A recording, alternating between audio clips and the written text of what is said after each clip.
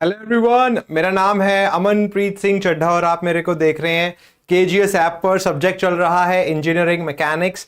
आज इस सब्जेक्ट में हम एक बहुत इंपॉर्टेंट टॉपिक पढ़ेंगे which is laws of motion. तो जल्दी से जुड़ जाइए सेशन में, बहुत कुछ है सीखने के लिए आज भी।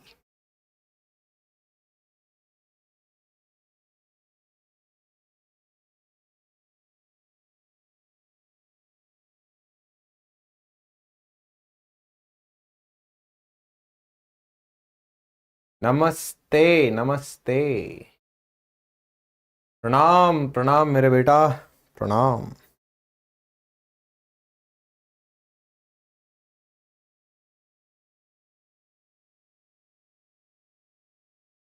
Hello, good afternoon, good afternoon, नमस्ते। तो प्यारे बच्चों, कुछ इंपॉर्टेंट इंफॉर्मेशन भी है और वो ये है कि पहले तो आज हमारा जो लेक्चर है, दिस इज लेक्चर नंबर 9।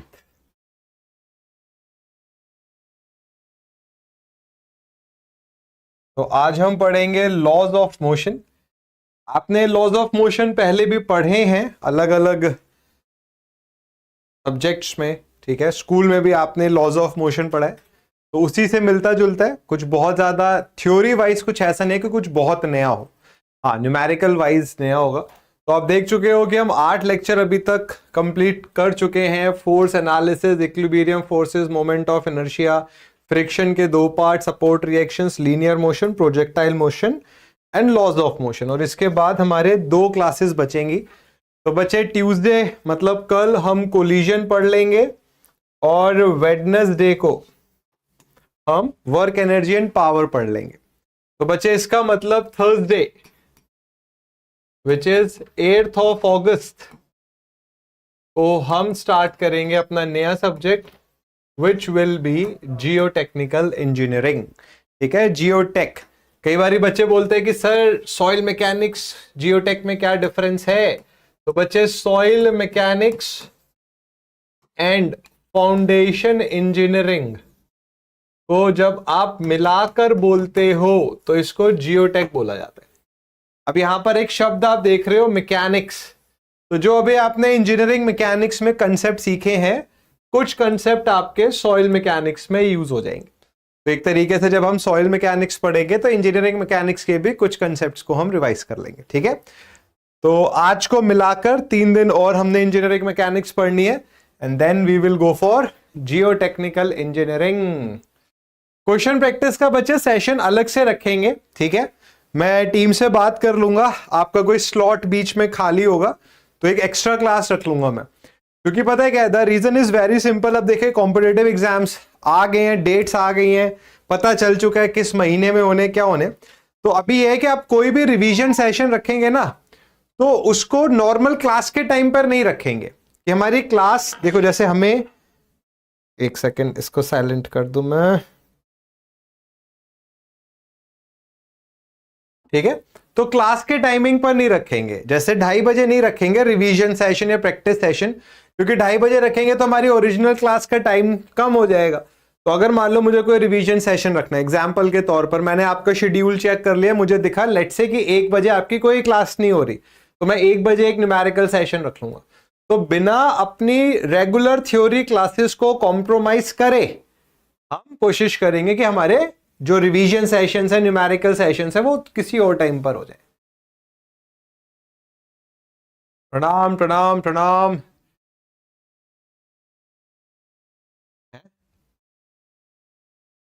तो अच्छा, यहां पर लिखा है कोलिजन, तो वो गलत चला गया है। ठीक है, इलास्टिक बॉडीज के कोलिजन मैं बोल दूंगा टीम को कि उसको करेक्ट कर ले। आई बिलीव थोड़ी सी गलती होगी क्योंकि प्रोजेक्टाइल मोशन के बाद लॉज ऑफ मोशन आएगा। अब एक और चीज मैं यहां पर डिस्कस कर लेता हूं बच्चों, ठीक है। ये हो सकता है सब बच्चों के लिए ना हो, बट कुछ बच्चों के लिए हो। बच्चे, राजस्थान पब्लिक सर्विस कमीशन ने एई सिविल की सीट आज घोषित करी हैं, ठीक है। इसी से रिलेटेड अभी एक सेशन हम लेंगे यूट्यूब पर अपने चैनल पर, ठीक है, केजीएस इंजीनियर्स पर 4 बजे। तो पहली बात तो यह कि मैं आपकी क्लास को बाय 3:45 PM तक छोड़ दूंगा, ठीक है। एंड डोंट वरी, अगर हमारा कुछ बचेगा तो हम उसको कल कवर कर लेंगे। तो ऐसा नहीं है कि टॉपिक जल्दबाजी में खत्म करके भाग गए, ऐसा नहीं है। अगर जितना 3:45 बजे तक हो जाएगा वेल एंड गुड, जो बच जाएगा उसको कल कर लेंगे, कोई दिक्कत नहीं है, कल लंबी क्लास ले लेंगे। दूसरी चीज, आप में से जो स्टूडेंट्स, लेट से आप में से कोई ऐसा बच्चा है जिसने बीटेक कर रखा है, जो कि एई बनने के लिए बीटेक तो अनिवार्य है। तो अगर आपने बीटेक कर रखा है और आपको ये है कि सर मुझे इस एग्जाम की तैयारी करनी है, ठीक है, इसमें eligibility criteria everything will discuss on YouTube, तो आप वहां पर एक गूगल फॉर्म फ्लोट होगा, तो उसके बारे में जरूर बताइए, ठीक है, कि आप तैयारी करना चाह रहे हो। क्योंकि देखो बच्चे, मैं एक बात क्लियर बता देता हूं, this is a JE batch, junior engineer का एग्जाम के बैच है ये। चाहे एग्जाम एसएससी हो, यूपी ट्रिपल एससी हो, आरआरबी या कोई और एग्जाम हो, तो जेई बैच और एई बैच में ना थ्योरी वाइज ज्यादा डिफरेंस नहीं है, थ्योरी ऑलमोस्ट सेम है, बट क्वेश्चंस का लेवल में फर्क है, स्पेशली न्यूमेरिकल्स में। और पता है क्या है, स्पेशली आरपीएससी में रिटन पहला आपका ऑब्जेक्टिव होगा, जो दूसरा पेपर है वो कन्वेंशनल है। कन्वेंशनल मतलब मेंस का पेपर, वो जो पूरा लिखना पड़ता है। तो उस टाइप के क्वेश्चंस के लिए ये बैच सफिशिएंट नहीं है, ठीक है। मैं आपको झूठ बोल दूं कि नहीं जेई में ही एई की प्रिपरेशन भी हो जाएगी, ऐसा पॉसिबल नहीं है। क्योंकि अगर मान लो मैं लेट्स से इस जेई बैच में आपको कन्वेंशनल के क्वेश्चंस कराने लग जाऊं, एक एक क्वेश्चन आधा पौना घंटा का क्वेश्चन होता है, समझाने में ज्यादा टाइम लगता है, तो ऑनेस्टली मैं बोल रहा हूं, आप ही बच्चे सेशन छोड़ के चले जाओगे कि सर जेई में इतना आना ही नहीं है। तो अगर आपका एई एग्जाम को लेकर आप फोकस, जो आपने बीटेक कर रखा और आपको ये कि सर एई एग्जाम के लिए भी मैं फोकस होना चाहता हूं, तो इससे रिलेटेड आज इंपॉर्टेंट अनाउंसमेंट हम करेंगे, ठीक है। अब बच्चों का अगर एक अच्छा रिस्पांस हमें मिलता है कि बहुत सारे बच्चे जागरूक है, तो डेफिनेटली एई बैच को लेकर भी बहुत जल्द एक बड़ा अनाउंसमेंट हम करेंगे। इट ऑल डिपेंड्स कि कितने बच्चे इंटरेस्टेड हैं, ठीक है। तो इसीलिए आज 3:45 बजे तक क्लास रखेंगे और उसके बाद यूट्यूब पे बात करेंगे। इसी पर श्रद्धा बच्चे, इसी पर ही पूरा डिस्कशन करना है। वैसे मैं आपको बता दूं कि जो हिंदी बेल्ट वाले स्टेट्स हैं, जैसे उत्तर प्रदेश हो गया, बिहार, राजस्थान, मध्य प्रदेश, झारखंड, यहां पर मोस्ट ऑफ द टाइम्स बाहर के जो स्टेट के स्टूडेंट्स होते हैं उनको अलाउ किया जाता है। थोड़ी लिमिटेड सीट्स रखी जाती है बट होती है, क्योंकि हिंदी, जैसे क्या होता है ना, अगर आप कोई और स्टेट देखो, जैसे लेट से कर्नाटका है या आंध्र प्रदेश है, तो वहां की लोकल लैंग्वेज आनी चाहिए, बट हिंदी में जो हिंदी भाषा वाले क्षेत्र होते हैं उनमें ऐसे प्रॉब्लम नहीं आती है। तो मोस्ट ऑफ द टाइम्स, इसी पे पूरा डिस्कशन भी करेंगे, मोस्ट ऑफ द टाइम्स बाहर के बच्चे अलाउड होते हैं। जैसे यूपी की सीटें आती हैं या बिहार की सीटें आती है। अभी देखो, बिहार पब्लिक सर्विस कमीशन का एई का भी एग्जाम आ रखा है। मैं आपको बार बार बोल रहा हूं, बहुत गोल्डन टाइम है ये एई और जेई एग्जाम्स की तैयारी करने का। It's a very golden time, और अगर आप मेहनत करोगे तो मल्टीपल एग्जाम्स में आपका सिलेक्शन होगा। लास्ट ईयर एक स्टूडेंट था मेरा, ठीक है, अनुभव नाम था उसका, बच्चे मुझे मैं भूल गया हूं कि उसका कितने एग्जाम में सिलेक्शन हो गया है। जब मेरी लास्ट बात हुई थी तो 6 कॉम्पिटेटिव एग्जाम्स वो क्लियर कर चुका है, बीटेक है वो। तो उसमें इसरो साइंटिस्ट का उसका इंटरव्यू होने वाला है, ठीक है, और एसएससी में सीपीडब्ल्यूडी मिल चुका है, और पता नहीं और भी 2-3 एग्जाम, बीएचईएल क्लियर हो चुका है, और सबसे बड़ी बात, इंजीनियरिंग सर्विसेज मेंस क्लियर हो चुका है। अब इंटरव्यू देना है, ठीक है। और अगर ईएससी क्लियर हो गया, और ईएससी में ना सिविल की सीटें भी अच्छी हैं, करीबन 130-140 के आसपास सीटें हैं, और 250 के आसपास बच्चे बुलाए हैं, तो सिलेक्शन के चांसेस भी बहुत अच्छे हैं। तो अगर आप मेहनत करोगे तो नेक्स्ट ईयर आप भी ऐसी बता रहे होगे कि 3-4 एग्जाम में सिलेक्शन हो गया, और मैं ही आपका एग्जाम्पल दे रहा हूँ। हाँ, मैंने वो 9 आवर्स की क्लास को लेकर बिल्कुल बात कर ली है। मैं जैसे यहां से गया मैंने बात करी, और इनफैक्ट हमारी टीम ने वो सोचा भी हुआ था, पहले से ही सजग टीम है हमारी। तो देखो प्रॉब्लम क्या आ रही थी, आपके 3 टेक चलते है ना, आरआरबी जेई फाउंडेशन बैच में क्या दिक्कत आती है कि 3 टेक चलते, एक अमित मौर्य सर का चलता, एक अपूर्व मित्तल सर का चलता, और एक मेरा चलता, ठीक है, ये दिक्कत थी। और ये 6 आवर्स हो गए, और फिर आपकी नॉन टेक चलती है अलग से 3 hours.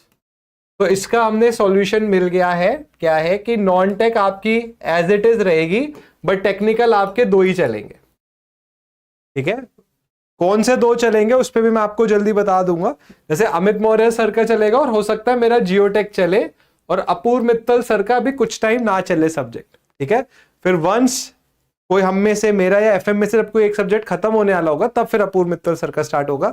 But make sure 9 hours आपकी क्लास नहीं चलेगी, क्योंकि एज अ टीचर हमें भी पता है 9 आवर्स बहुत बड़ा टाइम होता है।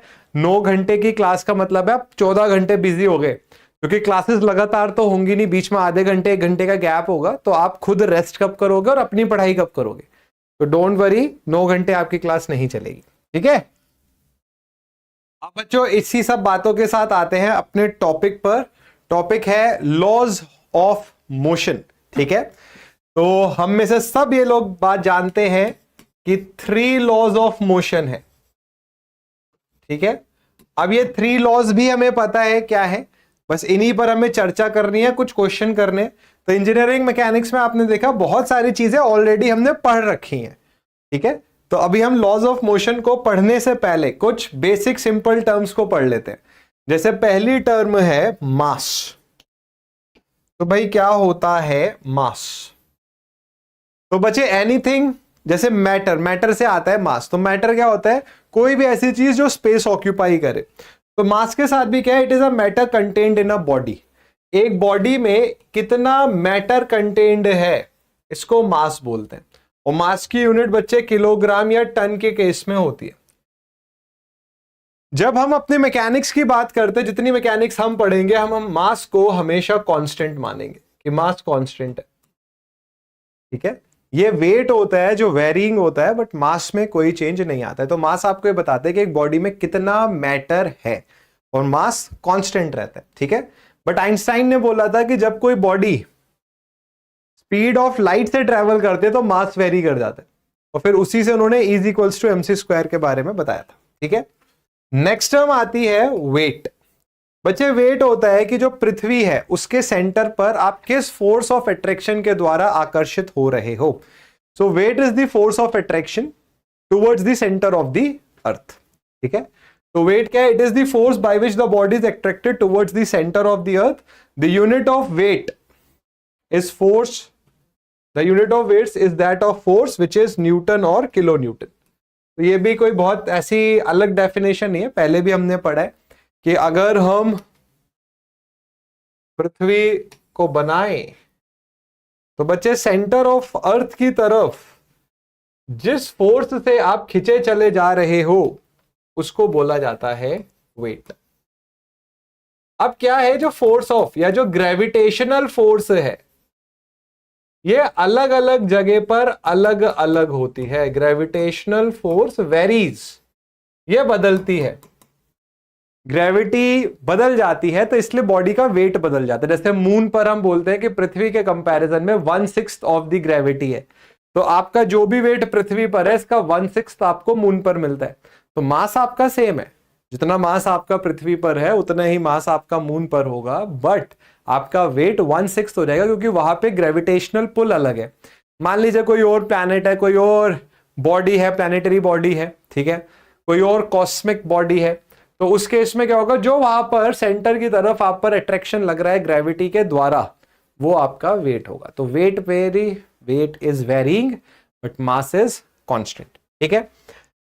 अब बच्चों यहीं पर मैं आपको एक बड़ा इंटरेस्टिंग चीज बताता हूं।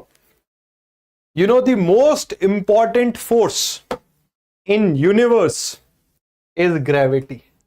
ग्रेविटी सबसे इंपॉर्टेंट फोर्स है। जितने भी प्लैनेट, स्टार्स, गैलेक्सीज बन रही हैं, it is all because of gravity. अगर मैं आपसे एक सवाल पूछूं, मैं आपको एक जवाब देता हूं, आपके दिमाग में हो सकता है सवाल आया हो सकता है ना आया, बट आपको मैं इसका आंसर बताता हूं, क्योंकि हमारे सामने पृथ्वी की बड़ी अच्छी फोटो बनी हुई है।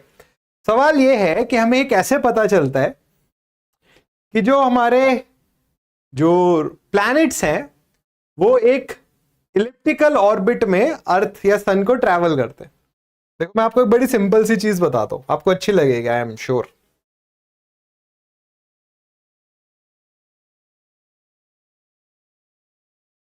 ठीक है, तो मान लेते हैं ये सन है और ये प्लैनेटरी, ठीक है, ये प्लैनेटरी वो है, रिवॉल्व हो रहे हैं, ये प्लैनेटरी मोशंस। क्योंकि अदरवाइज तो ये टॉपिक बहुत आसान है, तो इसमें कुछ तो इंटरेस्टिंग बनाए।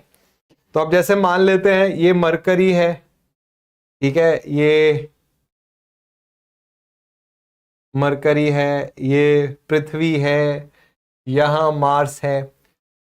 तो सबसे पहले क्या, कैसे पता चला कि ये जो बॉडीज हैं ये इसी ऑर्बिट की तरह ट्रैवल करेंगी, या सर्कल में भी ट्रैवल कर, मतलब रेक्टेंगल में भी ट्रैवल कर सकती थी? तो इसका पता है आंसर क्या होता है? मैं आपको बड़ा अच्छा कंसेप्ट बताता हूँ। ये मुझे ना इसके बारे में बहुत अच्छा लगता है ये सब पढ़ना, एस्ट्रोनॉमी जो होता है ना, आई रियली लव एस्ट्रोफिजिक्स।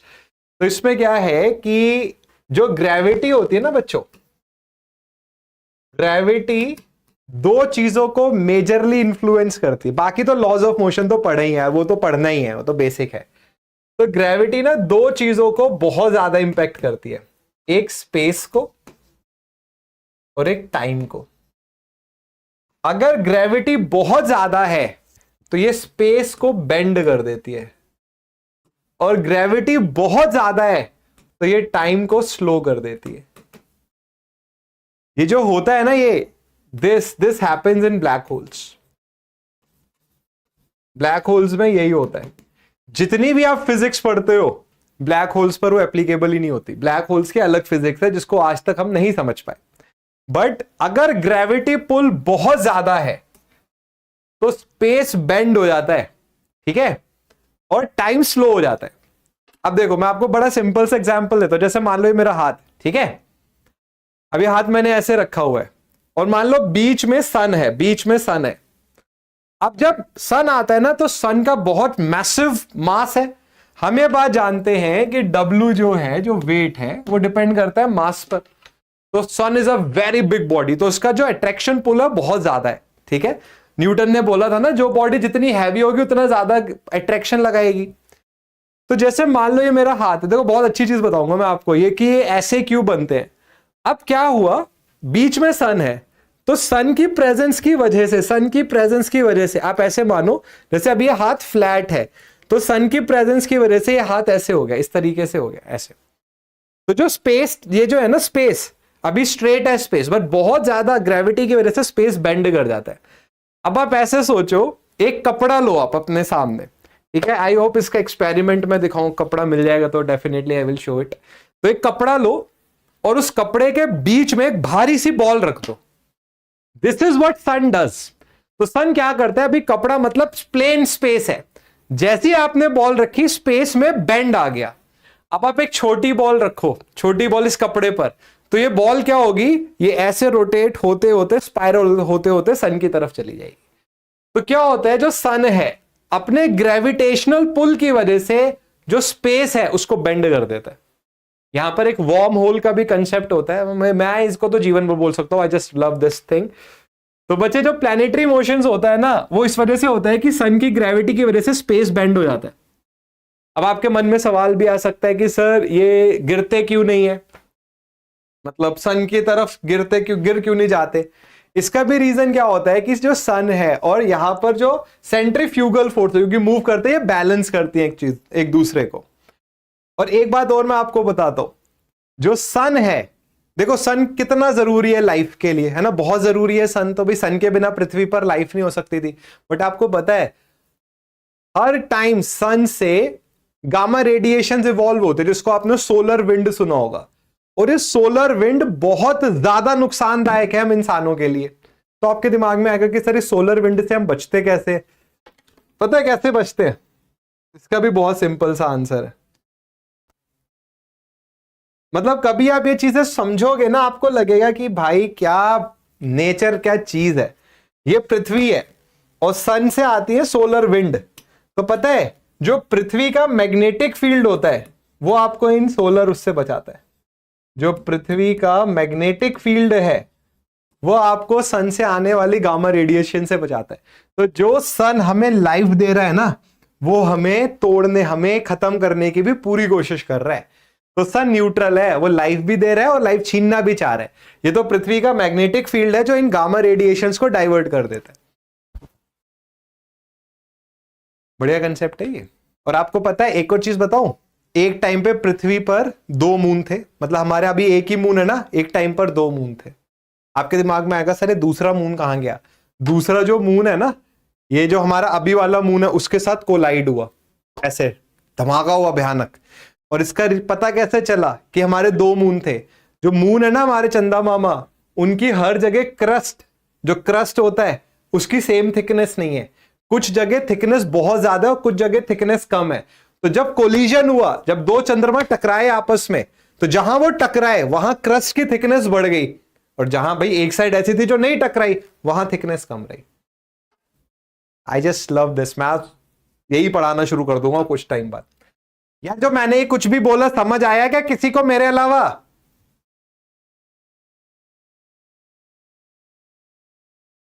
हाँ हाँ बिल्कुल सही बात है। स्पेस बेंड का मतलब पता है बच्चे? स्पेस बेंड का मतलब बताऊं क्या है? एक पेपर पेपर मिल जाए कहीं पे, पेपर पेपर, एक मिनट रुको, पेपर लेकर आ, तो just give me a minute.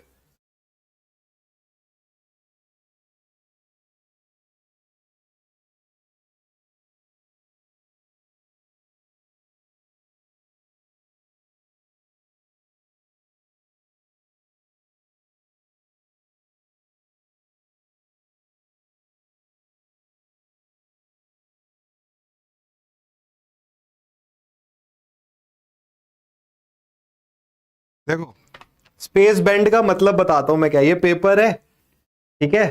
अब आप एक बहुत भारी बॉडी बीच में रख दो, अब ये बिल्कुल प्लेन है, यहां से यहां जाने तक आपको लेट से टी टाइम लग रहा है। अब मैंने क्या करा, एक बहुत भारी बॉडी बीच में रखी।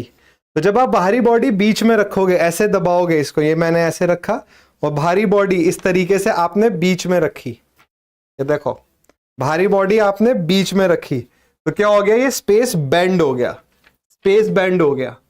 तो क्या हो गया? ये बॉडीज करीब आ गई। तो ग्रेविटी यही करती है, स्पेस बेंड कर देती है।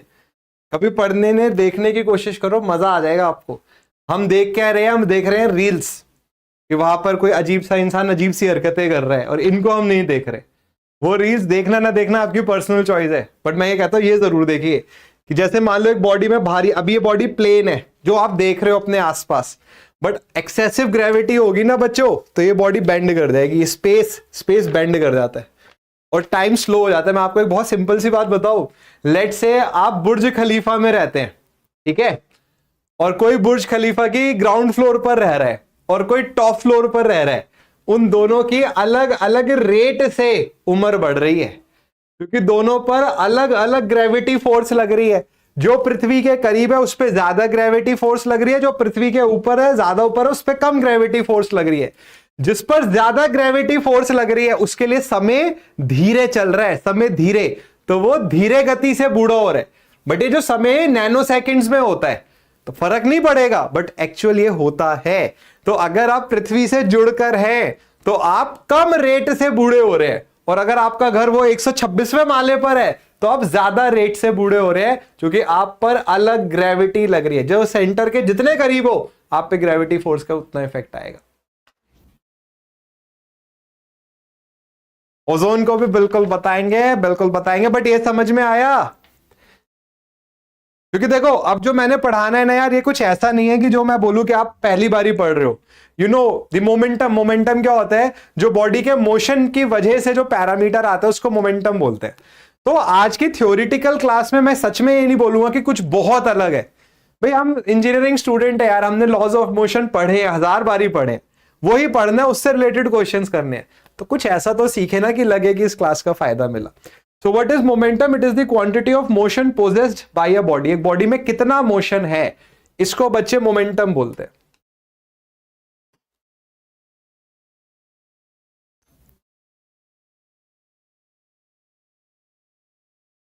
लिखा नहीं है, लिखा आप देखो, पता है क्या, जैसे आप बोल रहे हो सर हिस्ट्री में नहीं लिखा है, मैं आपको बताता हूं क्यों नहीं लिखा है। क्योंकि आप जब छोटे थे, अब जैसे आप सोचो जब आपने 9th में फिजिक्स पढ़ी तो क्या आपने स्ट्रेस स्ट्रेन पढ़ा?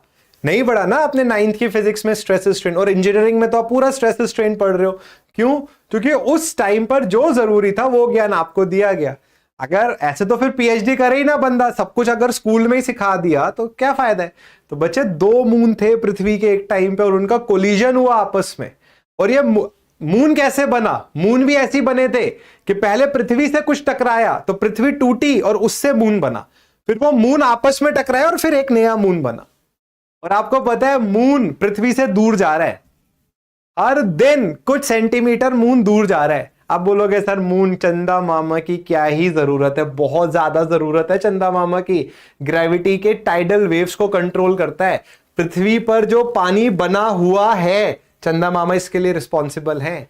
एवरी सिंगल थिंग जो आप अपने आसपास देख रहे हो ना नेचुरल, उसका यूज है। आप उसको हटा दो सिस्टम से, सिस्टम कोलैप्स कर जाएगा। मोमेंटम बच्चों हमें पता ही है, मास इनटू वेलोसिटी होता है, ठीक है? आप स्कूल टाइम से ही पढ़ते आए हो, पी से रिप्रेजेंट करते थे m into v. The units of momentum are very simple. Mass और वेलोसिटी की यूनिट निकाल लो, किलोग्राम मीटर पर सेकेंड, ठीक है? The mass is measured in kilogram and velocity is measured in metre per second, ठीक है? अब एक और टर्म आएगी फोर्स, ठीक है? तो मैंने देखो आपको फोर्स के बारे में बताया था। फोर्स क्या है? फोर्स एक ऐसा पैरामीटर है जो बॉडी में बदलाव लाना चाहता है। बॉडी रेस्ट में है तो मोशन में लाना चाह रहा है, बॉडी मोशन में है तो रेस्ट में लाना चाह रही है। कोई भी ऐसा पैरामीटर जो बॉडी के अंदर चेंज लाना चाहता है उसको हम बोलते हैं फोर्स। तो बच्चे फोर्स के बारे में भी हमने थोड़ा सा पढ़ा था। तो what is a force? It is a very important factor in the field of dynamics also and may be defined as the cause which produces or tends to produce, stops or tends to stop motion. So whenever there is some resistance, आप जो हो रहा है उसको resist करना चाह रहे हो तो फोर्स आएगी। मोशन हो रहा है, आपको रोकना है तो you need to apply force. Body rest में है, आपको मोशन में लेकर आनी है तो आपको फोर्स लगानी पड़ती है, ठीक है? अब देखो एक ऐसा शब्द जो मुझे लगता है कई सारे बच्चों का डाउट रहता है, इनर्शिया, ठीक है? इनर्शिया क्या होता है? इनर्शिया बच्चे, इनर्शिया क्या है? इनर्शिया है रेजिस्टेंस टू चेंज। जो चेंज है उसका रेजिस्टेंस है, रेजिस्टेंस टू चेंज। एक बॉडी मोशन में है, खुश है, इक्विलिब्रियम में, मोशन में, वो रुकना नहीं चाहती। एक बॉडी रुकी हुई है, इक्विलिब्रियम में, वो मूव नहीं करना चाहती। तो इनर्शिया क्या होता है? ये रेजिस्टेंस होता है चेंज का। सिंपल सा एग्जांपल, आप बस में खड़े हुए हो, आपकी बॉडी रेस्ट में, आप इक्विलिब्रियम में हो।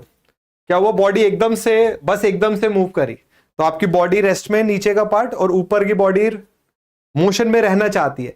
तभी आपने क्या हुआ, जब बॉडी आगे गई तो आप पीछे की तरफ हो गए। तो इनर्शिया जो नेचुरल स्टेट है उसको फेवर करती है। तो इनर्शिया ट्राइज कि आप जिस स्टेट में है आप उसमें रहें। तो इनर्शिया एक तरीके से फोर्स का अपोजिट है। फोर्स आपकी स्टेट को बदलना चाहता है, इनर्शिया आपकी स्टेट को मेंटेन रखना चाहता है। तो it is an inherent property of a body which offers resistance to the change of its state of rest और मोशन। तो आप ऐसे बोल सकते हो कि inertia is the opposite of force. तो inertia is the opposite of force. Force का अपोजिट होती है इनर्शिया। फोर्स चाह रहा है बॉडी मूव करे, इनर्शिया चाह रहा है नहीं बॉडी मूव ना करे। फोर्स कह रहा है बॉडी मूव करे, इनर्शिया कह रहा है बॉडी मूव ना करे। तो इनर्शिया फोर्स को अपोज करती है। जो आपकी इक्विलिब्रियम है, फोर्स इक्विलिब्रियम भंग करना चाहता है, इनर्शिया इक्विलिब्रियम मेंटेन करना चाहता है, ठीक है? तो ये 5 टर्म्स है, स्पेशली इसमें जो इनर्शिया है इसमें थोड़ा सा कंफ्यूजन बच्चों को होता है। आई होप अब नहीं होगा। तो बच्चे बात समझ आइए। और हाँ देखो एक चीज मैं और बताऊंगा यार, आरआरबी का ना फॉर्म जो है इसको जल्दी भर लो, क्योंकि लास्ट में जाके जैसे आईटीआर में होता है ना इनकम टैक्स रिटर्न में, कि वो लास्ट के 2 दिन साइट स्लो हो गई, वो सर्वर डाउन हो गया तो बहुत दिक्कत आती है। जितनी जल्दी आप फॉर्म भर सकते हो भर लो। और हमारे चैनल पे फॉर्म से रिलेटेड सारी जानकारी भी आपको मिल जाएगी। रिस्पेक्टेड टीचर्स ने बनाई हुई है कि कैसे फॉर्म भरना है, वो देख के एक बार फॉर्म भर लेना।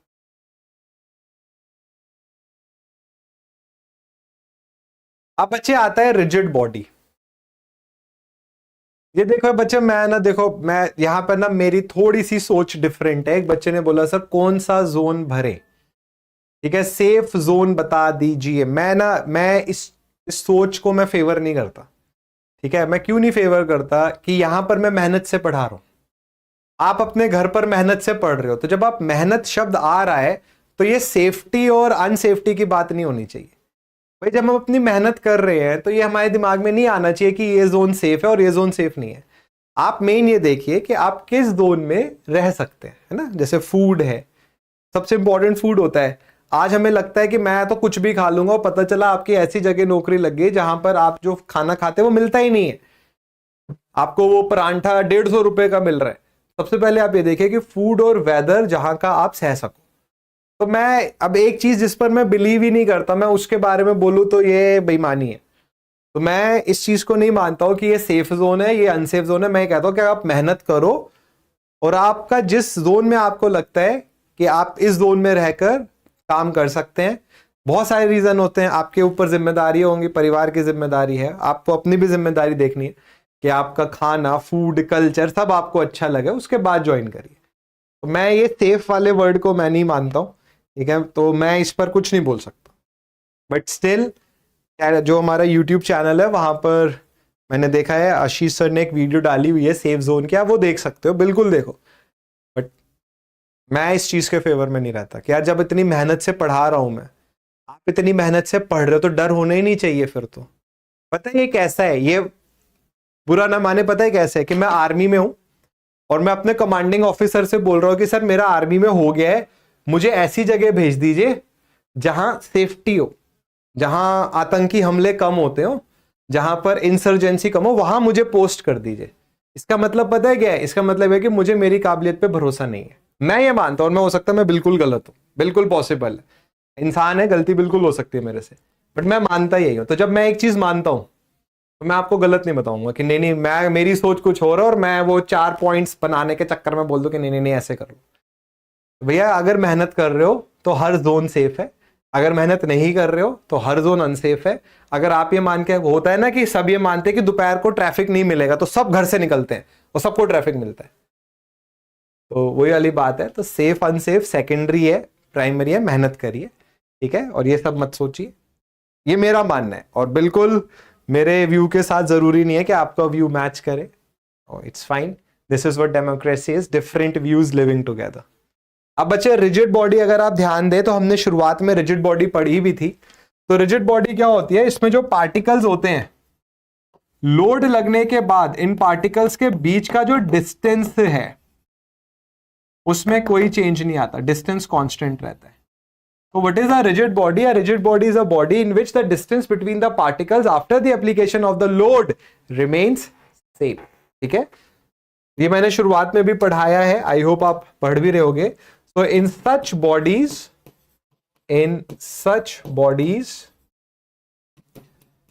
the distance between the particles, particle क्या होता है? जिसका मास ना के बराबर हो बट वॉल्यूम होती है, ठीक है। In such bodies the distance between the particles remain constant. तो बच्चे जितना भी आप ये पढ़ते हो ना, न्यूटन के तीनों लॉ, ये रिजिड बॉडी पर ही एप्लीकेबल होते हैं। सो जो न्यूटन जी के लॉस थे, Newton's law of motion are applicable on rigid bodies, ये सिर्फ रिजिड बॉडीज पर एप्लीकेबल थे।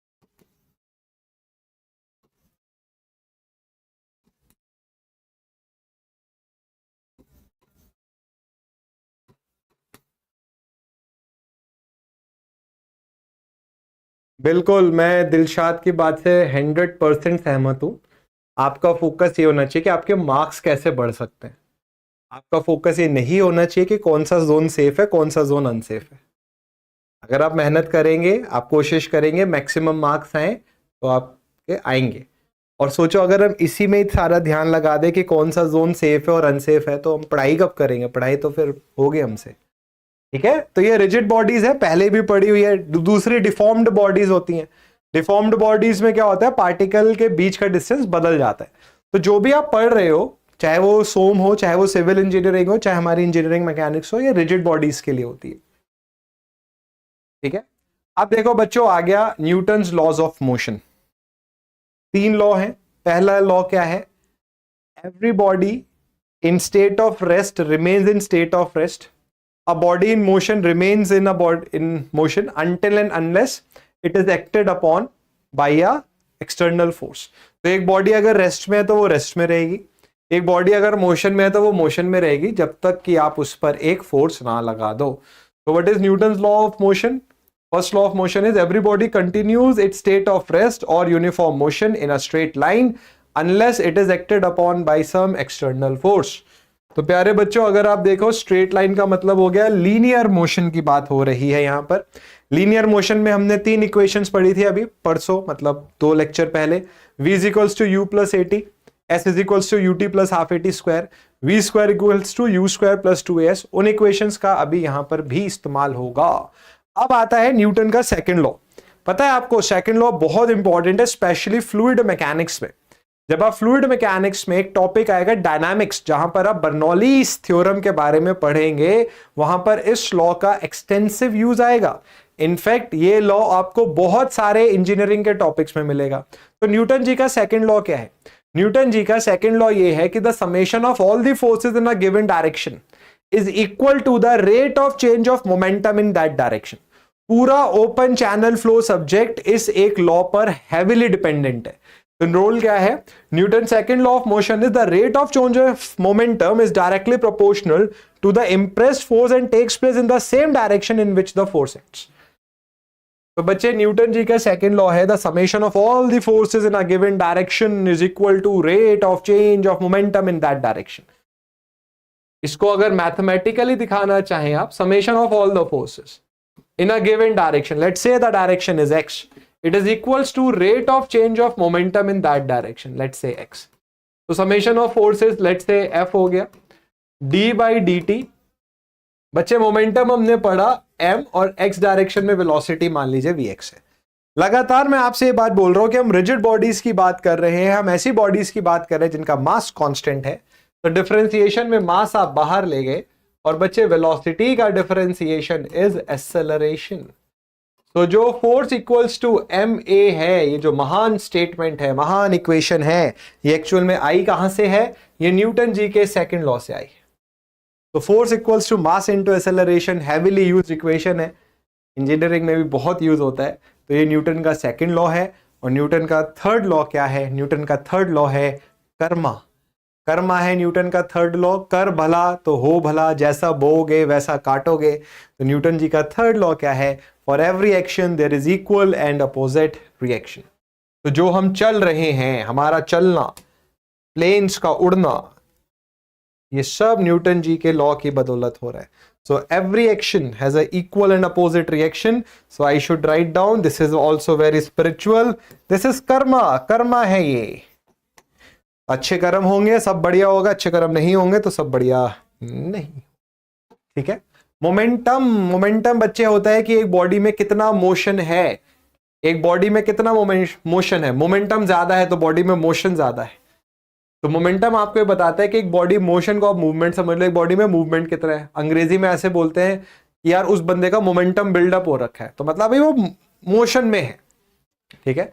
अब आपके दिमाग में आएगा मोशन में है तो हाई वेलोसिटी की वजह से होगा, नहीं, हाई मास की वजह से भी हो सकता है।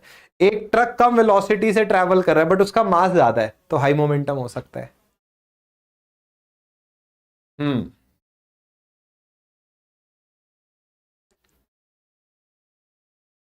या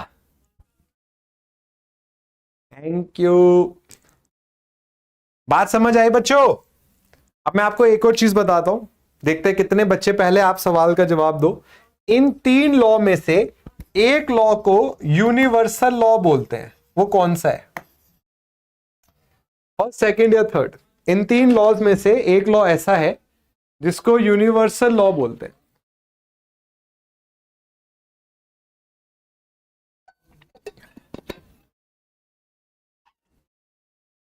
बच्चे पता है यूनिवर्सल लॉ कौन सा है? Second law. Second law is universal law, क्योंकि सेकंड लॉ से फर्स्ट और थर्ड लॉ दोनों डिराइव हो जाते हैं।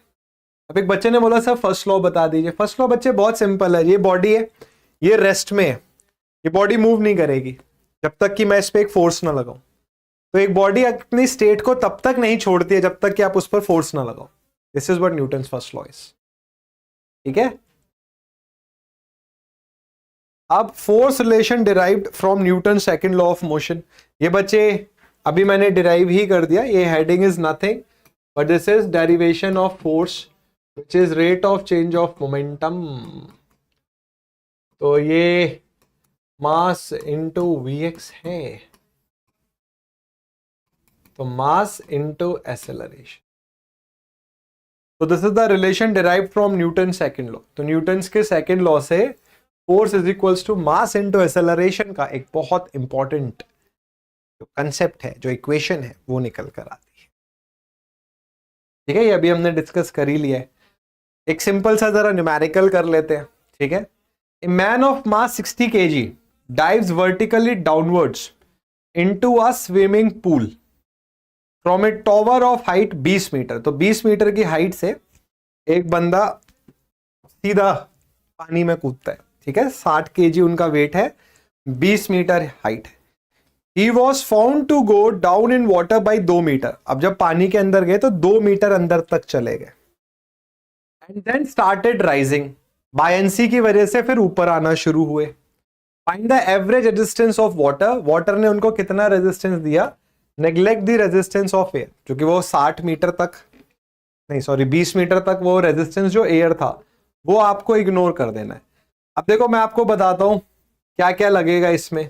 फोर्स की एक इक्वेशन है mass into acceleration, v is equals to u plus a t, v square is equals to u square plus 2as। Gravity है तो ए की जगह g आ जाएगा, और h is equals to u t plus half a t square. ये 4 equation ही लगेंगे, इनके basis पर आंसर आएगा। चलिए बताइए, मैंने बोला ये कि थ्योरी पार्ट तो आसान है, न्यूमेरिकल पार्ट है। बताइए बच्चों।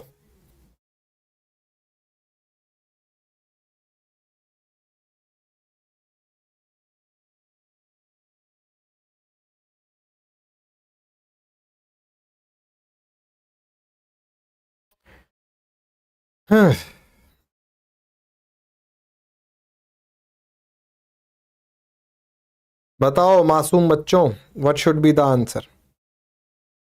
आई होप क्वेश्चन आपको अच्छे से समझ में आ चुका है।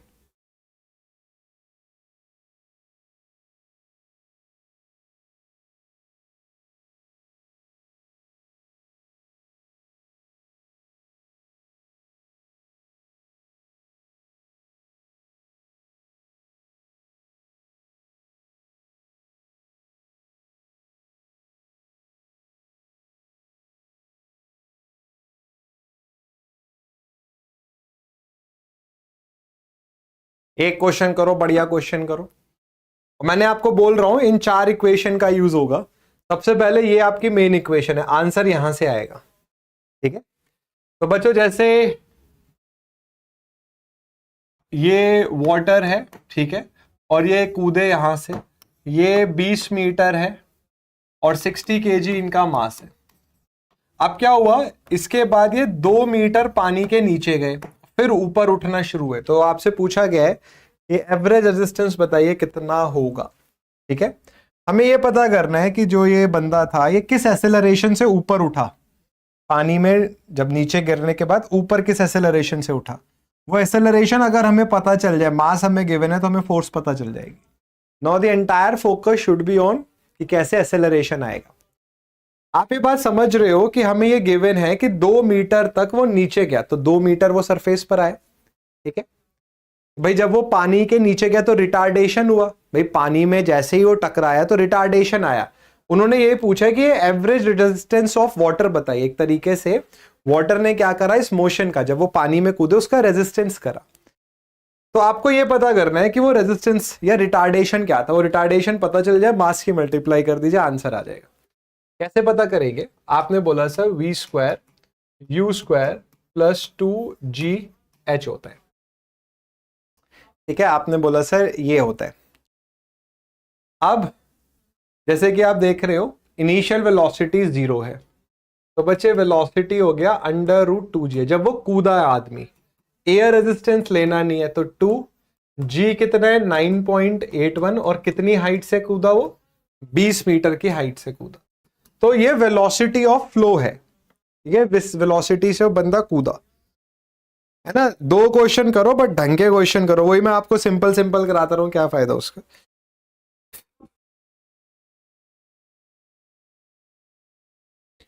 तो ये वैल्यू आ गई 19.81 मीटर पर सेकेंड। ठीक है, अब ये वेलोसिटी यहां पर 19.81 मीटर पर सेकेंड, यहां पर पानी के एकदम सरफेस पर। अब जैसे ही बंदा पानी के सरफेस पर आया, ठीक है, तो पानी ने रेजिस्टेंस दिया। ठीक है, आपको वो रिटार्डेशन आप पता कर लो। फिर से आपने बोला कि sir v square u square retardation है, तो -2as हो गया। पहले वो बच्चे 2 मीटर तक नीचे आया, फिर रुका, फिर ऊपर की तरफ गया बायंसी की वजह से। आप इन्हें बोला कि सर इसका मतलब फाइनल वेलोसिटी जब वो बंदा पानी के 2 मीटर नीचे था, यहां फाइनल वेलोसिटी 0 थी और इनिशियल वेलोसिटी क्या थी, 19.81 मीटर पर सेकंड थी। तो आपने बोला 19.81 का स्क्वायर -2, और कितने मीटर तक गया वो नीचे, 2 मीटर तक। यहां से आपने रिटार्डेशन निकाल लिया, तो इसका हमने करा स्क्वायर और डिवाइड करा 4 से। तो बच्चे रिटार्डेशन, नेगेटिव एक्सेलरेशन कितना आया, 98.1 metre per second square. This is the retardation जिससे वेलोसिटी 19.81 से घटी। अब हमें क्या पता करना है, force is equals to mass into acceleration. Mass कितना है 60, एक्सेलरेशन कितना है 98.1, तो इंटू 60 कर दिया, 5886 न्यूटन इज द आंसर। बात समझ आई बच्चों? मैं आपसे बोल रहा हूं ना, 3-4 क्वेश्चन करें बट बढ़िया क्वेश्चन करें, दैट्स इट। अब मैं आप पे वही कराता रहा हूं कि v गिवन है, a गिवन है, t गिवन है, u बताओ, तो क्या फायदा उसका? वो तो आप मेरे असिस्टेंस के बिना भी कर लेंगे। बच्चों क्वेश्चन समझ आया?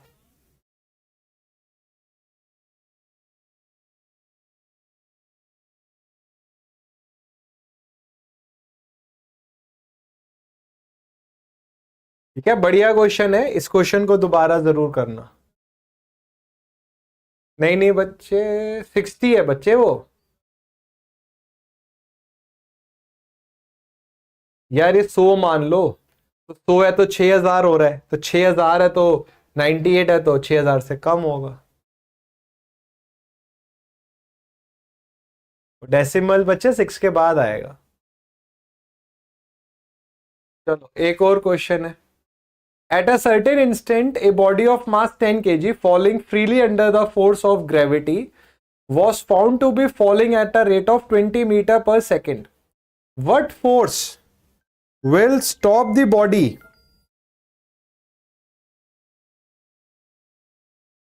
What force will stop the body in 2 seconds and in 2 meters? बताओ।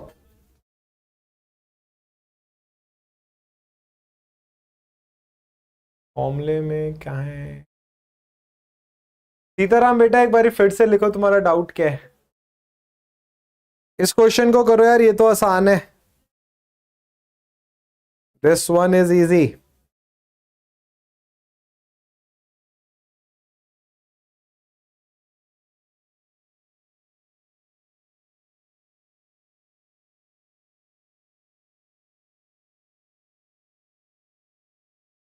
पहले पार्ट का आंसर दो।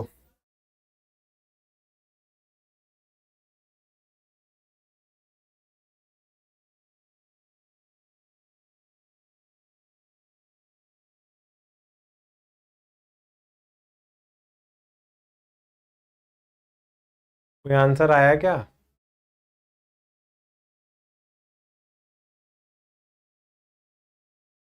हा, क्या बात है। +2gh और -2s कैसे आया? बच्चे जब बॉडी ग्रेविटी के मोशन में है तो +2gh आता है, ठीक है। और जब रेजिस्टेंस है, अरे रिटार्डेशन का मतलब क्या है, वेलोसिटी घट रही है। आप मत करो उसको नेगेटिव, आपको डाउट होता है ना, कोई दिक्कत नहीं है। आप यहां पर इसको प्लस रख लो, ये वैल्यू नेगेटिव आएगी ना। अगर यहाँ प्लस है तो ये नेगेटिव आएगा। नेगेटिव एक्सेलरेशन क्या होता है, रिटार्डेशन होता है। ऐसे डाउट इसलिए नहीं पूछने चाहिए क्या, ये सब स्कूल में पढ़ा है। ये इंजीनियरिंग का पार्ट हो तो चलो मैं समझ सकता हूँ, ये तो स्कूल का पार्ट है यार, ये तो डाउट नहीं फंसना चाहिए। अब देखो 10 kg की बॉडी है तो मास आपके पास गिवन है, falling freely under the force of gravity, ठीक है, was found to be falling at the rate of 20 metre per second, what force will stop the body in 2 meters? बहुत आसान है यार। पहला पार्ट देखो भाई, दोनों ही केस में मास इनटू एक्सेलरेशन, हमें एक्सेलरेशन फाइंड आउट करना है। तो उन्होंने बोला बॉडी को 2 मीटर पर आपने रोकना है, तो बच्चे v square u square plus 2as होता है। यहां पर मैं आपका दूर कर देता हूं, जब भी बॉडी को रोकने की बात आएगी, रोकोगे कब? जब वेलोसिटी घटे, तो वो हो गया रिटार्डेशन। तो ये हो गया u स्क्वायर माइनस 2as, तो फाइनल वेलोसिटी 0 है, तभी तो बॉडी रुकेगी। तो u स्क्वायर हो गया 2s, ये एक इक्वल हो गया। बच्चे u कितना है? 20 मीटर पर सेकेंड, और s कितना है? 2 मीटर। तो 2 2 4, ये कटा 5, एक्सेलरेशन आ गया 100 मीटर पर सेकेंड स्क्वायर। तो बच्चे फर्स्ट पार्ट के लिए फोर्स कितना हो गया? मास कितना है? 10, और ये है 100, तो 1000 न्यूटन की फोर्स लगानी पड़ेगी।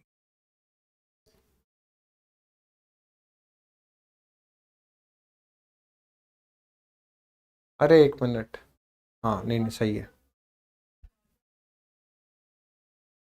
1000 न्यूटन। 100 न्यूटन क्यों बोल रहे हो?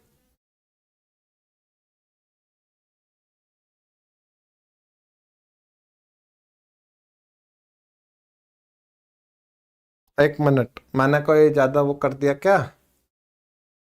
अच्छा मैं सेकंड पार्ट बता रहा हूँ, सॉरी, ये सेकंड पार्ट है, डिस्टेंस वाला पार्ट मैंने पहले बता दिया।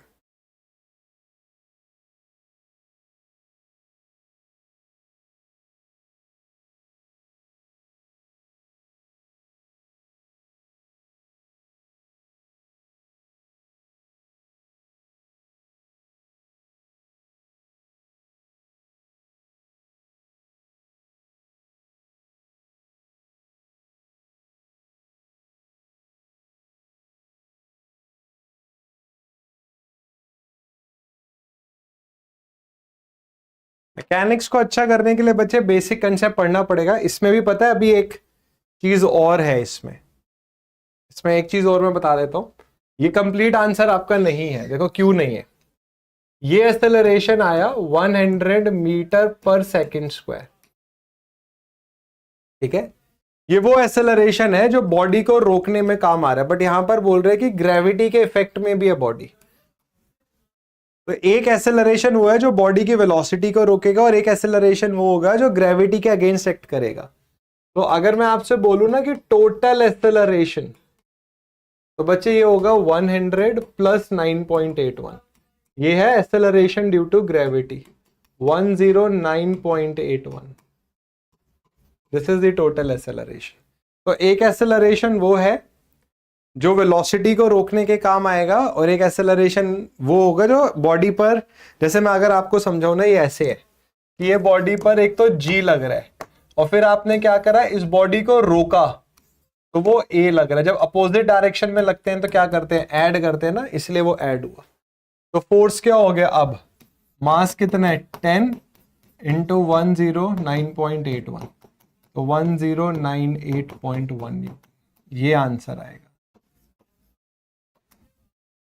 सेम यहां पर होगा, बॉडी को 2 सेकंड में रोकना है, तो v हो गया u माइनस 80, v 0 है, u कितना हो गया? 20, 2 एक्सेलरेशन, तो एक्सेलरेशन हो गया 10 मीटर पर सेकंड स्क्वायर। बट बच्चे बॉडी पर g भी लग रहा है, तो टोटल एक्सेलरेशन कितना होगा इस केस में? 10 प्लस 9.81 मतलब 19.81। फोर्स कितना होगा? मास इंटू एक्सेलरेशन, तो 10 इंटू 19.81 कितना आ जाएगा? 198.1, ठीक है। थोड़ा सा ध्यान देना पड़ता है इन क्वेश्चंस में। अब आता है motion of a lift. Lift के क्वेश्चन बच्चे कॉम्पिटिटिव एग्जाम में आते हैं और बहुत आसान है, कोई ऐसे आपको घबराने की जरूरत नहीं है। देखो तो बच्चे लिफ्ट में क्या होता है ना, मेन आपसे पूछा जाता है कि वायर या जो केबल है, ये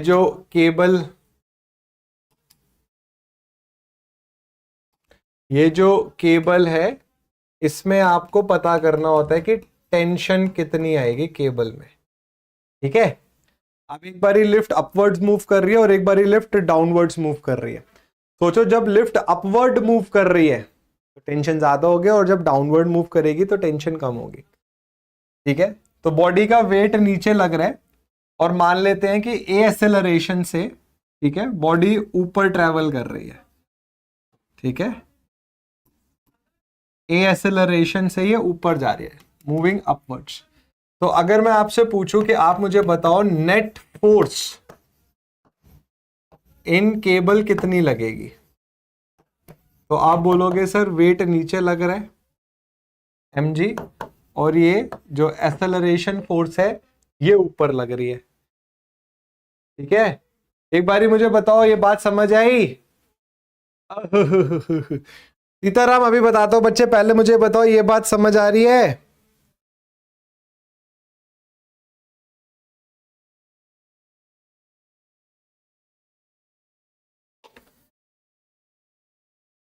एक बार फिर से देख लो यार। हमें ये पता करना है कि ये जो केबल है इसमें कितना टेंशन इंड्यूस हो रहा है। पहला है मूविंग अपवर्ड्स, तो let's say with A acceleration lift is moving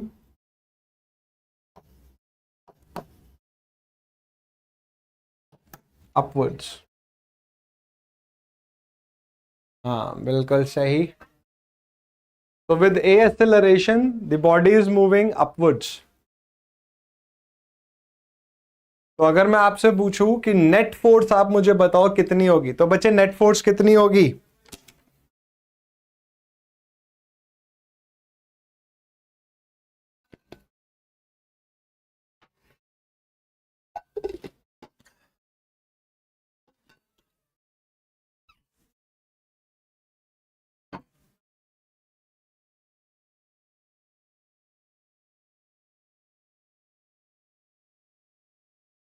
तो बच्चे लेट से m मास है लिफ्ट का, तो अगर मैं आपसे बोलूं नेट फोर्स बताइए, तो आप बोलोगे सर ये रिएक्शन r ऊपर, चूंकि बॉडी जो ऊपर की तरफ जा रही है, r माइनस mg। ठीक है, ये नेट फोर्स है। और बच्चे अगर बॉडी ए एक्सेलरेशन से ऊपर जा रही है तो ये किसके इक्वल होना चाहिए? मास इनटू एक्सेलरेशन। तो जो r हो जाएगा ये हो जाएगा mg प्लस ma, तो ये हो जाएगा m a प्लस जी। ये r क्या है? ये है टेंशन इन केबल। इस पे एग्जाम्स में एक दो क्वेश्चन आए। ठीक है प्यारे बच्चों, पहले आप ये पता कर लो नेट फोर्स कितनी है। वेट तो नीचे ही लगता है ना बॉडी का, तो mg तो नीचे लग रहा है और रिएक्शन ऊपर है। इसका फ्री बॉडी डायग्राम देखो तो r माइनस mg ये नेट फोर्स है। इस नेट फोर्स से बॉडी ऊपर जा रही है, तो ये r माइनस mg किसके इक्वल होना चाहिए? मास इंटू एक्सेलरेशन के। तो r मतलब जो टेंशन है केबल में कितना आ गया? ma प्लस जी। ऑब्वियस है जब आप बॉडी को ऊपर लेके जा रहे हो, लिफ्ट को आप ऊपर लेकर जा रहे हो, तो अगेंस्ट द ग्रेविटी जा रहे हो तो ज्यादा टेंशन इंड्यूस होगी। और यही अगर आप बॉडी को नीचे लेकर आओगे तो कम टेंशन इंड्यूस होगी। कैसे? अब mg नीचे लग रहा है, ठीक है, यार आप बार की बात करोगे तो इस बार मास इंटू एक्सेलरेशन, जो अभी आपका नेट नीचे जा रहा था अब वो ऊपर जाएगा। क्या फॉर्मूला बनेगा? अब बॉडी ओवरऑल नीचे आ रही है, ठीक है, तो नेट फोर्स अगर बॉडी नीचे आ रही है तो भाई ये वाली वैल्यू ज्यादा होनी चाहिए, तो mg माइनस r होना चाहिए। सीधा मूवमेंट की बात है बच्चे, डाउनवर्ड मूवमेंट हो रहा है, डाउनवर्ड मूवमेंट हो रहा है। तो जब डाउनवर्ड मूवमेंट हो रहा है तो नीचे की फोर्स ऊपर की फोर्स से ज्यादा होनी चाहिए, तो mg r से ज्यादा होना चाहिए। ठीक है, और ये mg माइनस r किसके इक्वल होना चाहिए? अगर बॉडी ए एक्सेलरेशन से नीचे आ रही है तो ma के। तो इस बार रिएक्शन कितना हो जाएगा? mg minus a। जब बॉडी ऊपर जा रही है तो नेट फोर्सेस ऊपर ज्यादा है, तो आर माइनस एम जी होना चाहिए। नीचे आएगा तो एम जी माइनस आर होना चाहिए। दोनों केसेस में वो एम ए के इक्वल होगा। तो अगर ऊपर जा रही है तो केबल में टेंशन आएगा एम ए प्लस जी, ज्यादा टेंशन आएगी। और अगर वो नीचे आ रही है तो जी माइनस ए हो जाएगा। इस पे डायरेक्ट न्यूमेरिकल आता है। बात समझ आई बच्चों?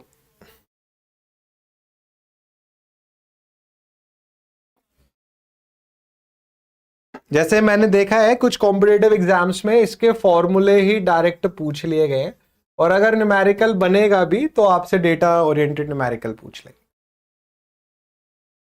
ठीक है, एक आध मेरे ख्याल से क्वेश्चन भी रखा होगा मैंने। ओप्स, नहीं है, चलो कोई नहीं, इक्वेशन पर ही काम चल जाएगा।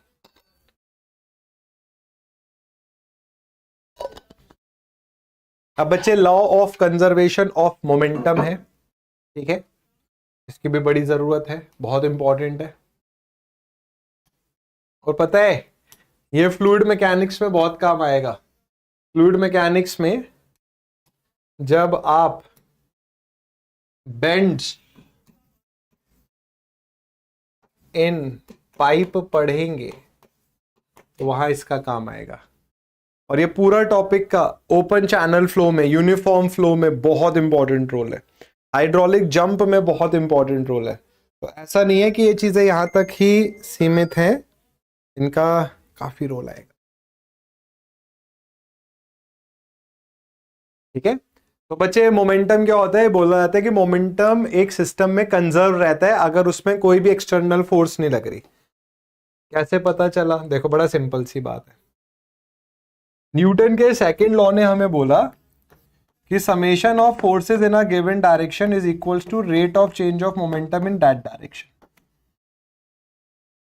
अगर मैं आपसे बोलूं कि बॉडी पर कोई भी एक्सटर्नल फोर्स नहीं लगाई जा रही, ठीक है, the body is said to be in equilibrium. तो अगर एक बॉडी इक्विलिब्रियम में है तो ऐसे केस में क्या होना चाहिए? उसका मोमेंटम कंजर्व्ड होना चाहिए। यही लिखा गया, the momentum is conserved in a system in which the external force is zero.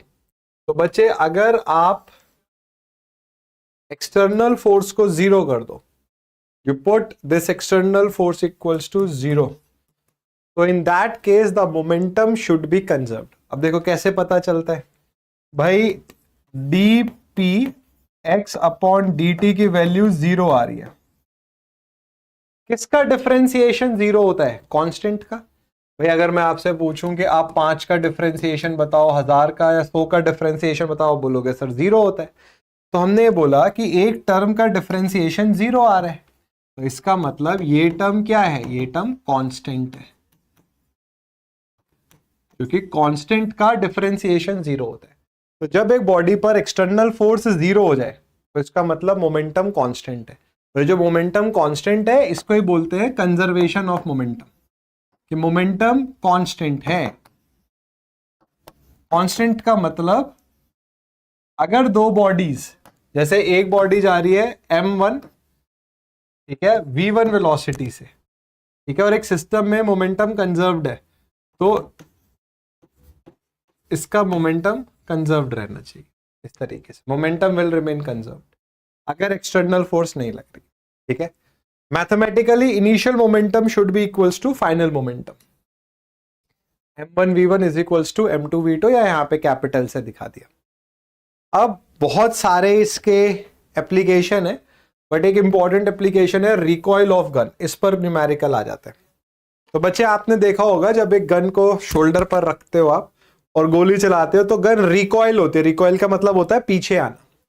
तो एग्जाम में ऐसे क्वेश्चन वो पूछेंगे आपसे कि गन की मास ये है और बुलेट का मास ये है, बुलेट इस वेलोसिटी से बैरल से बाहर निकला, तो बताइए गन किस वेलोसिटी से रिकॉइल हुई? तो कोई भी एक्सटर्नल फोर्स तो अब लगा ही नहीं रहे सिस्टम में, तो जो मास गन का है और जो वेलोसिटी गन के जिससे वो रिकॉइल हुई, ये इक्वल होना चाहिए जो मास बुलेट का है और जिस वेलोसिटी से बुलेट बाहर निकला। तो इसको बोलते हैं रिकॉइलिंग ऑफ गन। ठीक है, इस पर क्वेश्चन आता है। अभी मैं एक न्यूमेरिकल कराऊंगा अभी। So when a bullet is fired from a gun, the opposite reaction of the bullet is known as recoil of gun, और motion of boat है। When a boat boy pushes the water back with the help of sticks, it in turn sets the boat in motion. आपने देखा भी होगा rover, आजकल Olympics में वो rover चल भी रहा है, जो ऐसे नहीं होता वो क्या कहते हैं, चप्पू चप्पू चलाना। तो चप्पू में आप यही करते हो कि आप बॉडी को पीछे करते हो, तो चप्पू पीछे जाता है और आपकी बोट आगे जाती है, ठीक है। तो this is what the conservation of momentum looks like.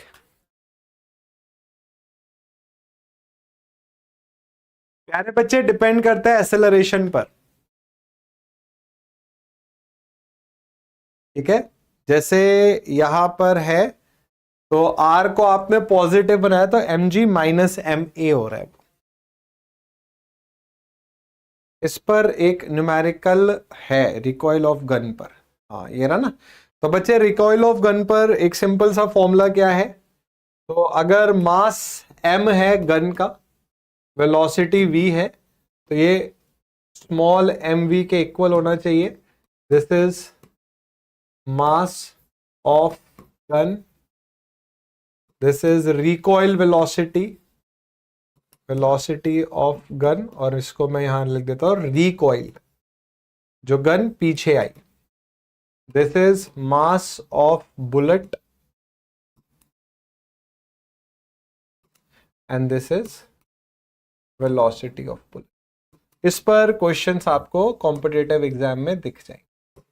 इस पर एक न्यूमेरिकल कराऊंगा मैं, बहुत सिंपल सा फॉर्मूला बेस्ड न्यूमेरिकल आता है। पहले आप मुझे बताओ, ये बात समझ आई? बिल्कुल, रिकॉइलिंग जो है वो एक्शन और रिएक्शन ही है। अब जैसे आप लोग थोड़ी आर्मी रिलेटेड मूवीज देखते होगे, तो आप देखते होगे कि उसमें भयानक रिकॉइल होती है गन, जितनी हैवी गन होगी उतना ज्यादा रिकॉइल होगी वो।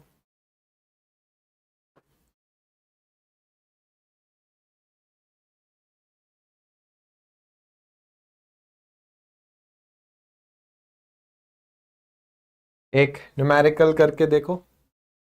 मशीन गन का मास गिवन है 30 ग्राम का बुलेट उसने भेजा 250 मीटर पर सेकंड से, तो रिकॉइल वेलोसिटी क्या होगी?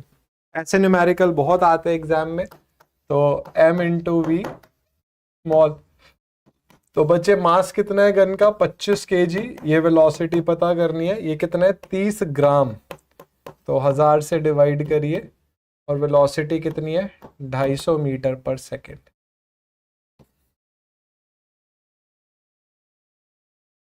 उप्स,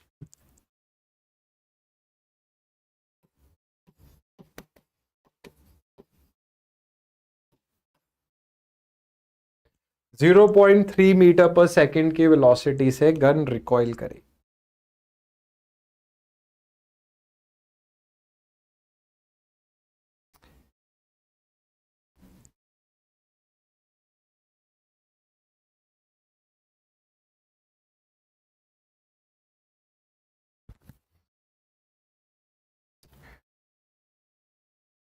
एक चीज बताऊं आपको इंटरेस्टिंग सी, क्योंकि ये आसान टॉपिक है, तो फोर्सेस को बैलेंस करने वाली चीज है। आप इस गाड़ी की विंडशील्ड देख रहे हो, आपने अपने मतलब देखी होंगी गाड़ियां सारी, विंडशील्ड देखी होगी। विंडशील्ड इस एंगल पर, एक एंगल पर लगाई जाती है ना, ऐसे सीधी क्यों नहीं लगा देते? बिल्कुल, रिकॉइल बहुत डेंजरस है अगर आप गन होल्ड ना करो। हजारों वीडियोस आपको यूट्यूब पे दिख जाएंगे कि वो मस्ती में गन चला रहे हैं और वो हाथ से ही मुड़ गई। देखो बच्चों, अगर आप इस विंडशील्ड को सीधा कर दोगे तो फ्रिक्शन का इफेक्ट बहुत बढ़ जाएगा। इसको बोलते हैं ड्रैग, ड्रैग बढ़ जाएगा। अब एक बच्चे ने बोला कि सर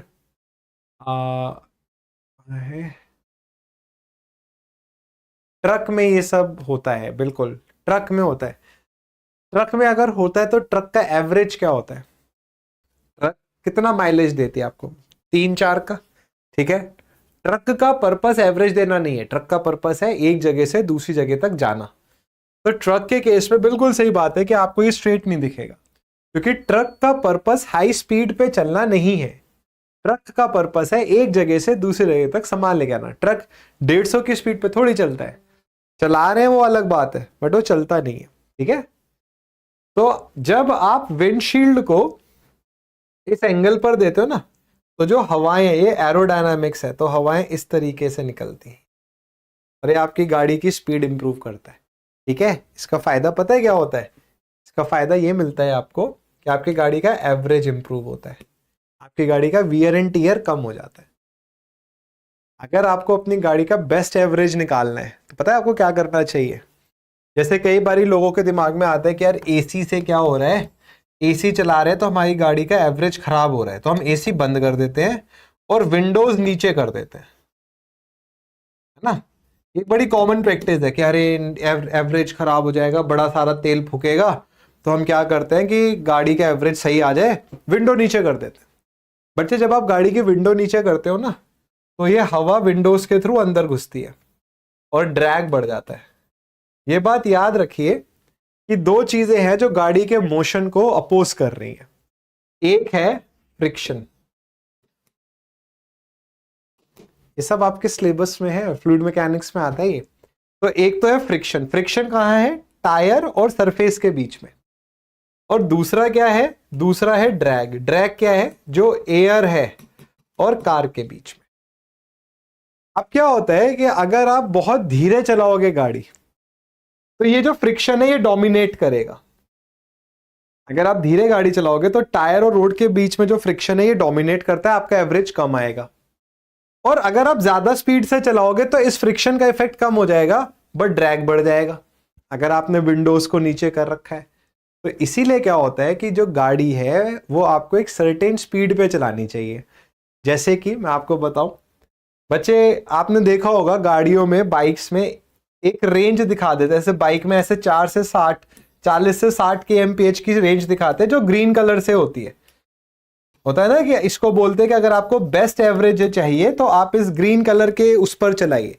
कई सारी गाड़ियों में तो इतनी स्पीड पर ग्रीन कलर होता है मीटर में, और कुछ जगह पे स्पीड पे चलाओ तो वो ग्रीन कलर से वहां पर लाइट जलनी शुरू हो जाएगी, है ना। तो ये क्यों होता है?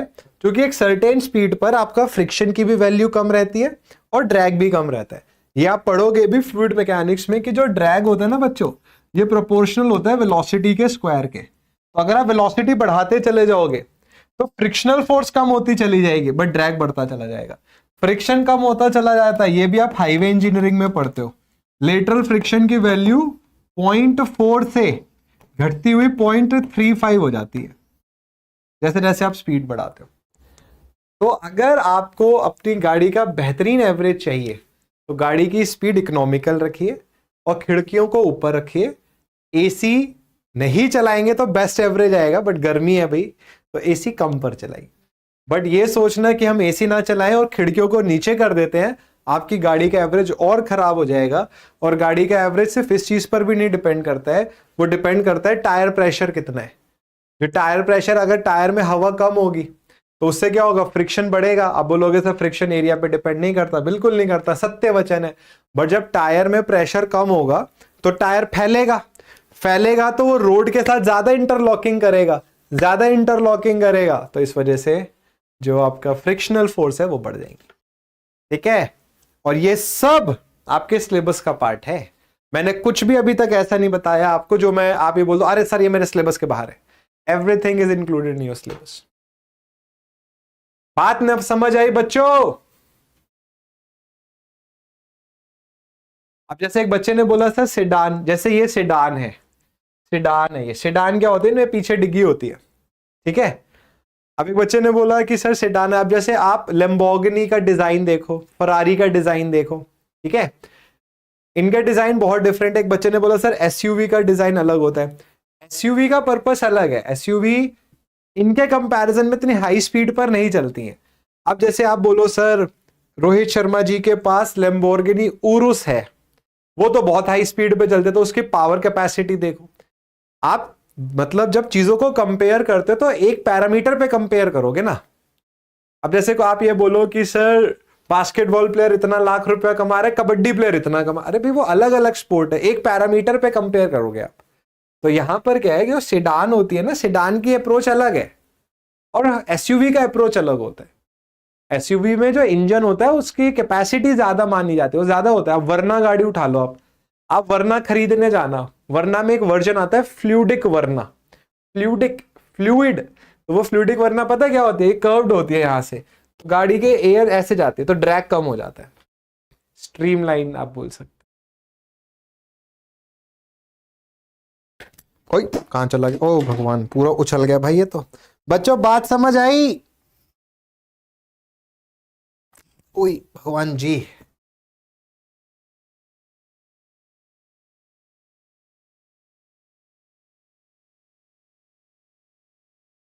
और अगर हम इसकी बात करें इस टॉपिक की, इमोशन ऑन इंक्लाइंड प्लेन, तो बच्चे इसमें कुछ ऐसा अलग सी चीज नहीं है। हम ये जानते हैं कि जब एक बॉडी प्लेन पर होती है, तो जैसे ये कोई बॉडी है, ठीक है, इस पर एक कंपोनेंट तो नीचे लगेगा mg साइन अल्फा। बॉडी मान लो नीचे की तरफ जा रही है, नीचे की तरफ जा रही है, तो फ्रिक्शनल फोर्सेस ऊपर लगेंगी। ये W है, ये है W कॉस अल्फा, तो फ्रिक्शन हो गया म्यू इंटू आर, क्योंकि रिएक्शन W कॉस अल्फा के इक्वल है। ठीक है, अब इसके बेसिस पर आपने क्या करा, बैलेंस करा। नेट फोर्स क्या हो जाएगी, mg sine alpha minus mg sine alpha minus W cos alpha. एक बच्चे ने बोला सर फॉर्च्यूनर की हाइट ज्यादा क्यों है? क्योंकि फॉर्च्यूनर का पर्पस अलग है। फॉर्च्यूनर क्या है, उसकी हाइट ज्यादा रखने, उसका देखो एक और चीज बताऊं, उसकी हाइट ज्यादा है और वेट भी बहुत ज्यादा है, भारी गाड़ी है। अब इस केस में क्या होता है, हाइट ज्यादा रखने का सबसे पहला रीजन होता है क्लियरेंस ज्यादा रखना, ग्राउंड क्लियरेंस। तो ग्राउंड क्लियरेंस ज्यादा रखने का मतलब फायदा क्या होता है, ये जो फॉर्च्यूनर जैसी कार्स है ना, ये आपकी नॉर्मल सड़कों से ज्यादा ये उसके लिए बनाई जाती है। जैसे होता है ना ऑफ ट्रैकिंग, कि आप पहाड़ों पर ले गए, टूटे फूटी सड़कों पर ले गए, तो इनकी क्लियरेंस ज्यादा होती है, तो पत्थर वत्थर अटकते नहीं इसमें। अब जैसे आप लैम्बोर्गिनी को इंडिया की सड़कों के लिए नहीं चला सकते, वहां पर स्पीड ब्रेकर ही हमारे इतना लंबा स्पीड ऊंचा होता है, तो लैम्बोर्गिनी ऊपर अटक जाएगी, तराजू की तरह झूलने लग जाएगी। तो ग्राउंड क्लियरेंस इसलिए ज्यादा रखा जाता है, इन गाड़ियों का पर्पस अलग है, ये गाड़ियां अलग पर्पस के लिए बनाई जाती हैं। अब इनका मास बहुत ज्यादा है, अब इनका हाइट ज्यादा है, तो हाइट होने की वजह से क्या होता है, इनके ओवरटर्निंग के चांसेस बढ़ जाते हैं। ये आप पढ़ोगे हाईवे इंजीनियरिंग में। तो बच्चे P बाई डब्ल्यू v square by g r होता है, इसको सेंट्रीफ्यूगल रेशियो बोलते हैं। और ये सेंट्रीफ्यूगल रेशियो आप पढ़ोगे B बाई 2h के इक्वल होता है। B width of the vehicle है, हाइट h है। तो आप हाइट जितनी बढ़ाते चले जाओगे, गाड़ी के ओवरटर्निंग के चांसेस उतने बढ़ जाएंगे। अब आपको अगर इसको घटाना है, तो आपको बॉडी का मास बढ़ाना पड़ेगा, ताकि सेंटर ऑफ ग्रेविटी नीचे आए। सबमरीन्स में आपने देखा होगा कि जो उनका मेन इंजन होता है ना, वो नीचे की तरफ होता है, ताकि बॉडी ओवरटर्न ना कर जाए। थार है, थार का भी यही पर्पस है। तो ये जो एसयूवी है, भारी गाड़ियां होती हैं, ऊंची होती हैं, तो भारी बनाना पड़ता है ताकि सेंटर ऑफ ग्रेविटी नीचे शिफ्ट हो। आपने अब जैसे अनफॉर्चुनेटली टू से, अब जैसे मारुति की गाड़ियां हैं, अगर उन्होंने ऊंची बनाई और वो भारी नहीं बनाई, तो उसके ओवरटर्निंग के चांसेस बहुत ज्यादा हो जाएंगे। तो ये चीज का बड़ा ध्यान देना चाहिए कि अगर आप गाड़ी की हाइट बढ़ा रहे हो, अब जैसे मैंने बहुत न्यूज में भी पढ़ा है, ये जो वैगन आर कार है बहुत रिस्की कार है, क्योंकि वो ऊंची है ना, और हल्की है, तो उसके ओवरटर्निंग के चांसेस बहुत ज्यादा है। तो वो भारी बने, तो भारी बनेगी तो उसकी सेंटर ऑफ ग्रेविटी नीचे रहेगी, स्टेबल रहेगी। आप बोलो सर भारी बना दो, बट अगर आप उसको भारी बनाओगे तो उसका एवरेज गिर जाएगा। भाई भारी गाड़ी होगी तो इंजन को ज्यादा मेहनत से खींचना पड़ेगा, एवरेज गिर गया, मारुति की गाड़ी का पर्पस डिफीट हो गया। मोस्टली गाड़ियां बिक इसलिए रही हैं कि एवरेज अच्छा है। सेफ्टी पे कहाँ भरोसा है हम इंडियंस का, हम तो सेफ्टी को हमारे लिए सेकेंडरी है, और बाकी सब प्राइमरी, एवरेज प्राइमरी है। तो ये दिक्कत है। अभी मैं मारुति की कार देख रहा था, एस क्रॉस है, पता नहीं कौन सी है, उसके मैंने उसका मतलब, मैं तो जिस बंदे ने वो डिजाइन करी, I want to see that person.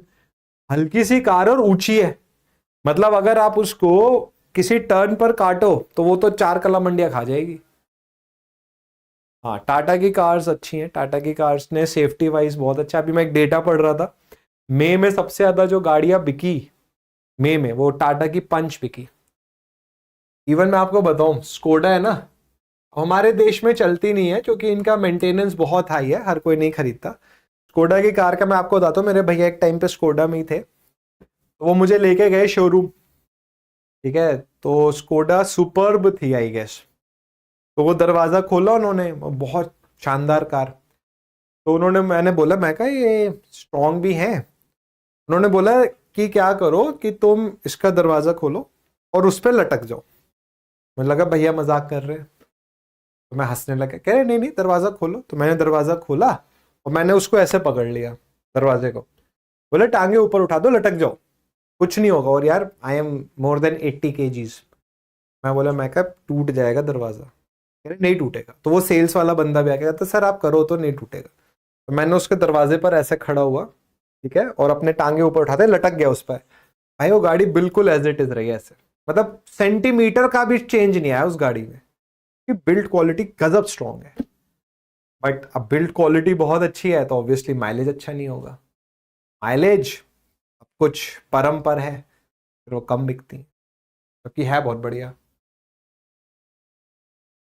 Volkswagen बहुत बढ़िया। फोक्सवैगन तो आप अगर आप थोड़ा सा पढ़ो तो ये जितने बड़े बड़े ब्रांड हैं गाड़ियों के, सब फोक्सवैगन के ही अंडर आते हैं। ठीक है बच्चों, अब जैसे एक क्वेश्चन है, होमवर्क में दे रहा हूं मैं आपको, होमवर्क क्वेश्चन है आपका। 2 टन का व्हीकल है, has a frictional resistance of 50 Newton पर टन। ठीक है भैया। As one instance, the speed of the vehicle at the top of an incline was observed to be 36 kmph. पूछा गया है, ये तो पता कर ले जरा, मैं चेक कर लूं कि पूछा क्या है इसने।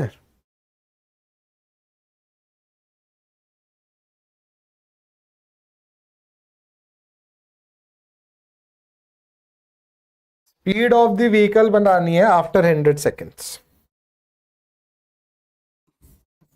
आपको बतानी है speed of the vehicle after running down for 100 seconds.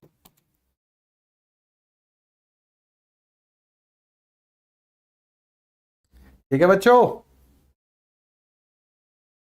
Free body diagram बनाना है इसका, नथिंग एल्स।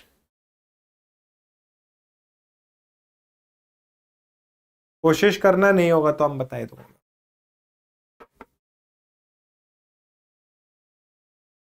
ये इंग्लिश का क्वेश्चन ज्यादा है यार। न्यूटन लॉस को हम न्यूटन रूल्स क्यों नहीं बोलते?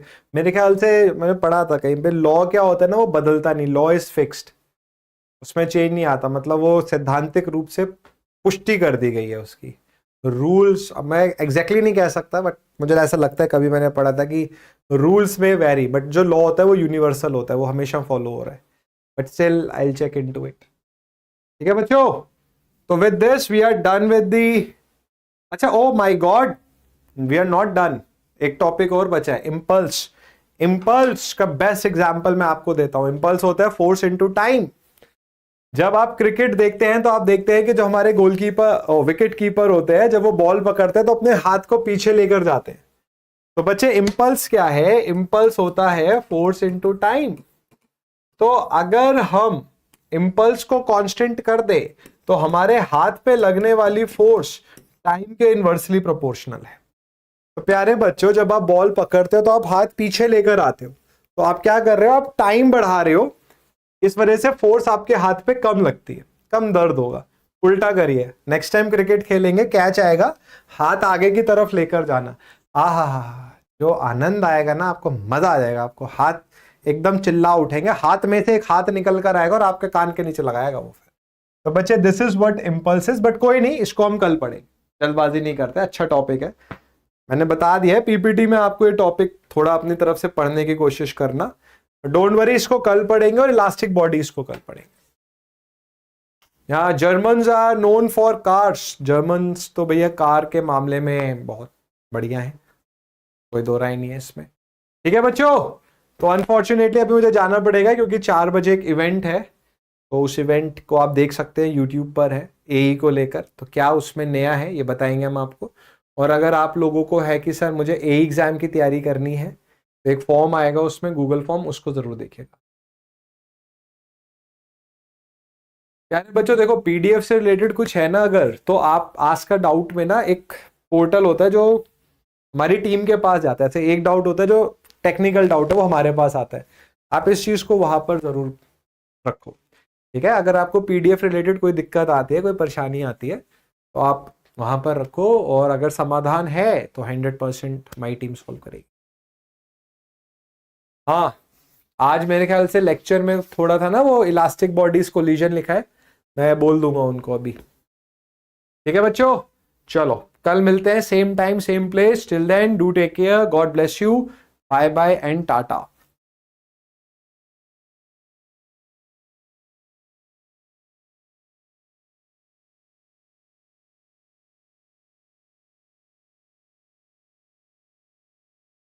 हाँ, ये डाउनलोड नहीं है, ये तो आई एग्री, लाइव है और रिकॉर्डेड है। ठीक है बच्चों, मिलते हैं नेक्स्ट क्लास में। आदियोस एंड ग्रासियस, GRACIAS। Bye bye.